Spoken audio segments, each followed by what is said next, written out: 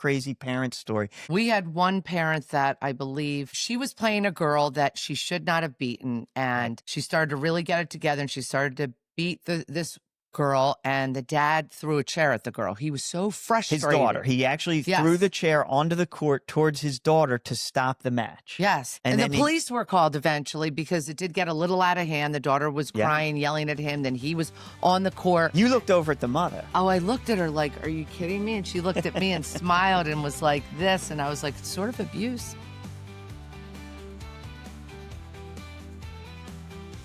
I want to go on record as saying I am finished with tip jars. And do you know what I mean by tip jars? Not a waitress, a waiter, just normal tips everywhere you go. There's jars everywhere. Yeah, they're putting them out on every counter now. So if you go pick up a pizza, if you go to any deli counter, if you go to get a donut somewhere, they have these jars now out and they expect you to throw in extra change. No offense, but I like that extra change. When I get that extra change, I put it into my own savings. Well, I feel differently. I feel like give where you can. Just give change all day long. We'll go to 3-4 places and there's jars everywhere now. And I'm always digging in my purse, finding extra change. I think maybe people need the extra money right now. Listen, this is how I look at it. A waiter or waitress is on a tip pay. That's their pay scale. They get paid by their tips. These people behind the counters took that job knowing that tips weren't a part of their pay. If they're not happy with the amount of money they're making, go get another job. But you have a choice. You don't have to leave the tip. Yeah, but you feel a little bit pressured. Like when they give you like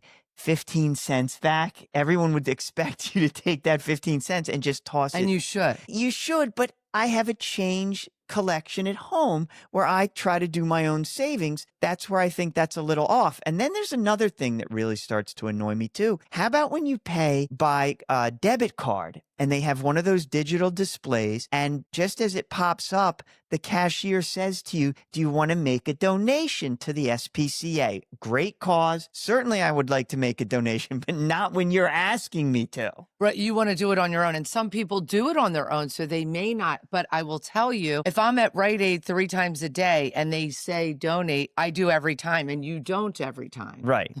and how about at a gas station? Always tip. Right. I'll tip, but I won't always tip at the gas station. If the person that fills my tank, and in some states they don't even fill your tank. So that is admirable that they fill your tank still in our state. But if they fill the tank, maybe they say hi, they acknowledge me, they talk a couple minutes. Easy $20. $20, man. I'm thinking maybe $1 or $2. And maybe if they wash the windows. Sometimes you'll get to a gas station. If that guy's washing my windows, yes, I'll tip him for that too. I tip well at restaurants. I love when people help themselves to tips, not to cut you off. Go ahead, finish your sentence, and then I'll go into mine. I had a thought. I was saying I do tip well at restaurants. If that waiter comes to our table and acknowledges whoever I'm with, just a little bit. You over tip. I do. Or if they were in the industry, so we just know to over tip. Yeah, even if they're just okay. It's a tough job. Yeah, when we owned our bar and restaurant, our waiters, waitresses, and bartenders usually made more money than we did. But you don't know the tip jars. These kids or adults, maybe they expect to get paid. I don't know if that's going to the owners or the workers, but I feel like just give where you can, a little here, a little there. And I do know that years ago, I would get a coffee at this one Dunkin' Donuts across town. And I remember it was the same turbo almond milk, and it was the same change every time. They started just taking the change. They didn't give me the change to give it to them. Like, by the way, I would give it to you on my own, but because they helped themselves without saying anything, I started to get a little bit ticked thinking, well, if you're doing that to everybody, not everybody's going to have chutzpah and say, by the way, I want my 10 cents back. But I only wanted it back because I didn't give it to them. I think that's wrong. They should don't help yourself to change. It's your money, and they should give back what you deserve. But I guess we disagree on the tip jar thing. I just feel, with a tip jar, if they already have a job there, they're getting paid. They knew what they were going to get paid. They may not be getting paid a lot. They can go get another job. But the reason they're there is they knew what their salary was, and now they're putting out this little jar to get a little bit extra. That little bit extra is my savings money. But it's your choice. Definitely is. I'm not a You're fan. Not a fan of the tip jar. Okay, fair enough. I can't tell you how many friends I have who've sacrificed weekends, money, and vacations for years, from when the kid is like 10 until when they're 17, with all these travel teams. The kids never play in college, Never go pro, and some of them are good in high school and some of them still kind of suck unless they go to a small school. But they've spent all this time on them. Now you're getting to the good stuff. You want to know what's really happening that people don't want to admit? Too many parents use their children for their own self-esteem. Very excited about today's topic because it's something that we can relate to so well, and I think we'll be able to pass it on and maybe help out other parents, and that is children in sports today and the pressure that parents are putting on these kids. And I think there is a lot of pressure because they're expected to become these great athletes that you see. And guess what? That's probably most likely not going to happen. There's a lot of pressure. We start to think that we are living through our own kids' success. I always thought that our daughter competed nationally in tennis, and we saw all types of parents, and some were just living their dream. You can tell it was all about them and not about their kids. But here's another thing too. College is so expensive now. So a lot of parents feel that if they can get their child to become a great athlete, it will help them get a scholarship into college. I guess the percentage of getting a full ride is very low. What's the percentage? It's less than 1% of kids are actually going to get a full ride. A lot of times you'll be talking to parents and they'll say, oh, my child got a full ride. Most likely it's not a full ride. They're still paying something. Full ride is when you pay for absolutely nothing. And today, kids are actually getting a salary back. They've negotiated that, and now they get paid. They get paid because they can't get a job. They're too busy spending time at their sport. They have spending money. College is paying them to actually go there. So a full ride is very rare to do. But yet again, it's another reason why these parents are pushing their kids to be top athletes. And unfortunately, a lot can go wrong with that. Yes. Are you doing it for the right reason? And there's so many reasons like we talked about. You can burn out. You can have injury. The kids can have anxiety. We saw a lot. Yeah, I miss the days when a child would play multiple sports. Yes. Because I felt there was less likely injury back then when you're playing one or more sports because you're using different muscles and you're constantly switching from sport to sport. Yeah. Now everyone's becoming focalized on one particular sport because they think that's the way you become the next Mike Trout. And guess what? Most likely your child is not going to become the next Mike Trout. That is so rare today. Just think how little percentage it is to get a full ride to college. Those athletes move on to the pros, a few of them. So it's not that easy, but there is this expectation. And I think the things that can go wrong is a child can really burn out when you push them and too sometimes much. You don't realize it, but then you see they have anxiety, or you could see different ailments, and they're not always real. It's a lot in their heads. And one of the big things too is anxiety. Anxiety's huge. Anxiety, I've depression. got anxiety. Depression, self-esteem, these can all affect a child. Yes. The self-esteem, sometimes you see their demeanor. For us, we had a tennis player and, their shoulders are down. They cannot wait to get through the match. And then you could tell they're relieved. Yes, everyone has nerves before a match, but you could see the difference in some of these kids that they're not doing it because they want to be there. And we did experience this. Maybe we should let our listeners and viewers understand this. We had a child who was a tennis player. Yes. Our daughter was a very good tennis player. She was ranked very highly in juniors and in the nationals, and she moved her way and did actually get a full ride to college. So we experienced a lot of the ups and downs that go with having and a one student. was injury. I'd like to talk about the injury. She did have an played injury. hardcore. She started when she was 2 or 3. Yes. And she played in the Little Mo. And I remember at 10, she had a big competition that came up, and the winner would go to the French Open and meet Steffi Graf. And when she lost, she got off the court and said, I need a doctor. My foot's been killing for 6 months at 10 years old. We took her to a doctor. We found out there was a tendon rubbing against a bone. And we just said to her, you're taking some time off. And that was great because when she started to heal, she was able to play softball. She was able to play lacrosse, and she was athletic. She loved it. And I don't know that she would have taken that time if she wasn't injured. And finally, she said to us, when am I ever going to play tennis again? But we did take it from her knowing it was good for her physically and mentally to take that break. She missed the game. She She did actually miss it. missed the game of tennis, which was a good thing. I don't know that 2-year you break, did. but it put her behind quite a It bit did, yes. from her other competitors that she had grown up with. They were starting now to beat her, but she caught up quickly again. And that little break, I think, definitely helped her out a lot. But here's a good question is, at what point do you decide that you're going to push your child? For me, at a very young age, I saw that my daughter had a really interesting hand-eye coordination. Yes. She could catch a ball when we had a catch at 3 years old very easily. So I thought, let me pursue this. And I will admit, over time, I became obsessed as a parent. And that's another thing. It really affects the parent when your child becomes an athlete, because just think of all the things that go into it. Number one, the money that you spend. Yes. We joked.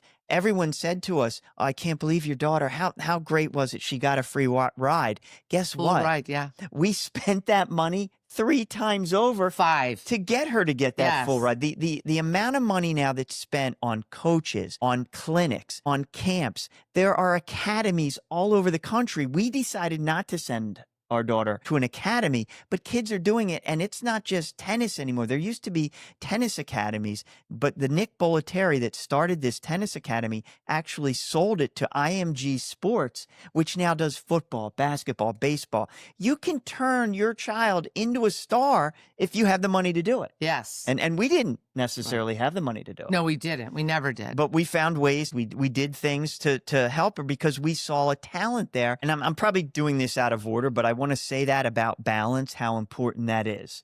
Because I would always say, like, on Halloween, we have to train. If she had a party on a Saturday, I'd be, hey, we got to go out and train. But you would bring that balance back and say, I'd no. say, heck no, she's a kid. Right. You're going to trick or treat. Yes. And I was strong-willed. And, you know, you could tell she did want to train, but I did not want her missing out on her childhood. Yeah. We did let her make choices. There were sweet 16s.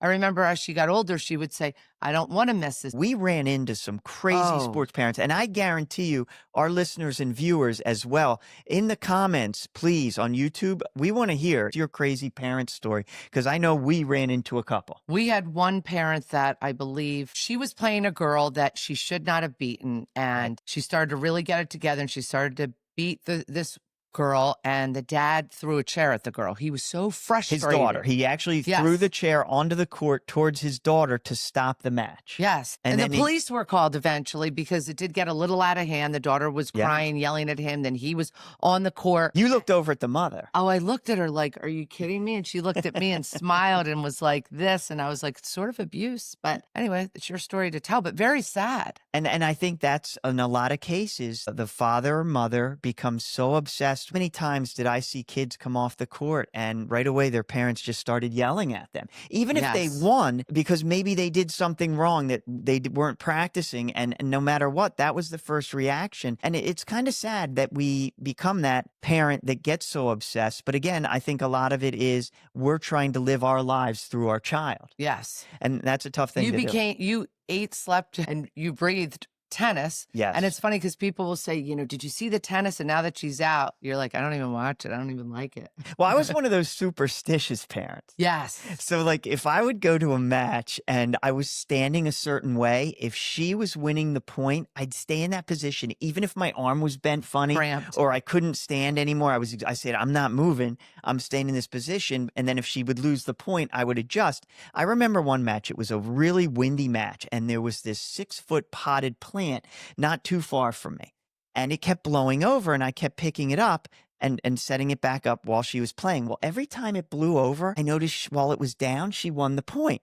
When I would pick it back up, she would lose the point. So finally it blows over. I leave it down. She starts winning. Another parent walks by and picks up the plant. And I'm like, put that plant right back down. And he looked at me like, are you crazy? And when that plant's on the ground, she's winning. I don't think he understood you. No, he didn't, because he picked it back up. Well, guess what? I went over and knocked it back down. And she ended up winning that match. Parents can get obsessed with nutrition. I saw kids that would get on the court. They'd have a huge burger and fries, a soda, and they played fine. We were always like, you have to eat healthy. healthy. Yes. It's going to be better for you. You would make these smoothies for her when she was growing up. I think she just started driving and she would drink these smoothies in the car. Right. And she would always say to me, I'd say, drink this smoothie. She's like, I'm running late to school. I'll drink it on the way. So I just assumed I'm making these smoothies every day for her. And she's going off, comes home, the mug's empty. I cleaned it out for her. I just poured her another smoothie for the next day.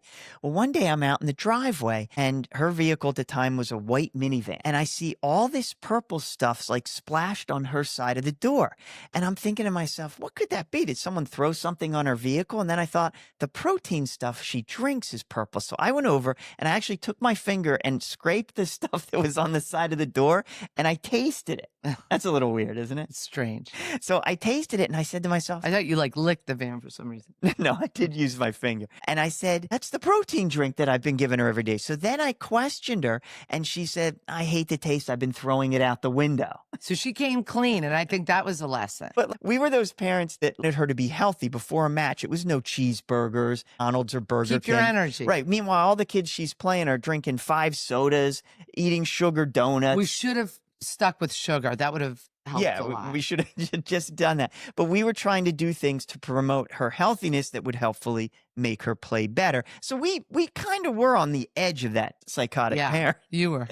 I was way more than you, that's for sure. Yeah. But a lot of times too, parents get banned from matches. Oh yeah. They're not allowed to come anymore, or they make a spectacle. And can you imagine how embarrassing that is for the child? Oh, it has to be horrible. It does, and yet the parents don't think about that at the time and when those things happen. But let's think about it. There is some good that goes along with this too. I think confidence. Kids can have confidence. Totally. Their self-esteem. I know our daughter was like a deer in headlights when she was young, super shy. Yes. And sometimes she'd have moments on the court where like, oh my God, she's a deer in headlights. My dad would call her the mouse that roars because she was like this mouse, but yet when she was on the court, she had such chutzpah and she had a lot of positive energy, but yet at the same time, she was confident. And, you know, she had coaches, they were tough on her. And she said they helped her in certain ways when she played with a lot of older kids and they helped her become just more confident and not intimidating because sometimes they try to intimidate you.